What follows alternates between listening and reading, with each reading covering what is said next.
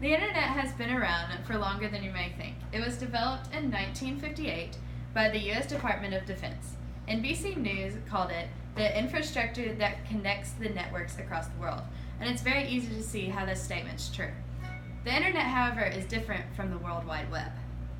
The web works through the internet to find certain sites through a string of characters called a URL. The internet is used whenever you're sending an instant message, reading an email, and checking social media, while the World Wide Web is used when you're researching on Google, watching YouTube videos, or shopping on Amazon. The fight for internet safety and freedom is one that is highly debated, and there are many different opinions by the experts as to what will happen if the government comes in and takes control of our internet usage. I believe that it should be monitored and protected, not by the government, but the service providers themselves. One country that does monitor their citizens' internet is Russia.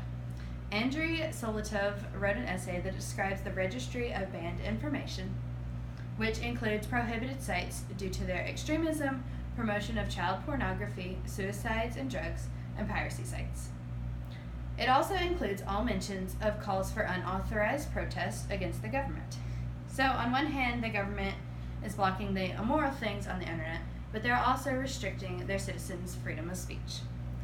A big issue with the blockage of sites by the Russian government is that it only blocks Russian sites, so it can easily be bypassed. You can either search for a .com, .net, or .co instead of simply a .ru as they use in Russia. It can also be bypassed by using Google Translate. Another country is China. They're so strict that their internet usage that if their citizens try to find information about a certain massacre in China's history, the government will come in and confiscate all their devices and electronics and access to their internet. Experts have four main threats when it comes to the future of America's internet freedom. According to Reed Goldsberg, the first is actions by countries to maintain security and political control will lead to more censorship of internet information, including blocking, filtering, and segmentation. The experts in America are afraid of becoming just like the Russians. The second is trust in the internet will evaporate because of increasing revelations about government and corporate surveillance. The third is commercial pressures affecting internet architecture, and the flow of information will compromise the open nature of online life. And the fourth fear is that the efforts to fix the problem of information overload will become excessive and thwart internet content sharing. The fears of these experts are easy to envision coming true in the near future if the government gets too involved in our internet usage. The main problem that can be debated is that there are endless things to do and search with on the internet. Parents fear that their child will find something and be able to regain their innocence. It doesn't take much to alter a child's mind. The main fear is a child coming across pornography, violence, or be a victim of cyberbullying themselves. There are many ways to manually block certain sites, but since the internet is ever evolving, as soon as the block is applied, there is already a way around it. Another way to manually monitor a child's internet usage is to allow them to have complete access, but teach them how to use it properly and appropriately.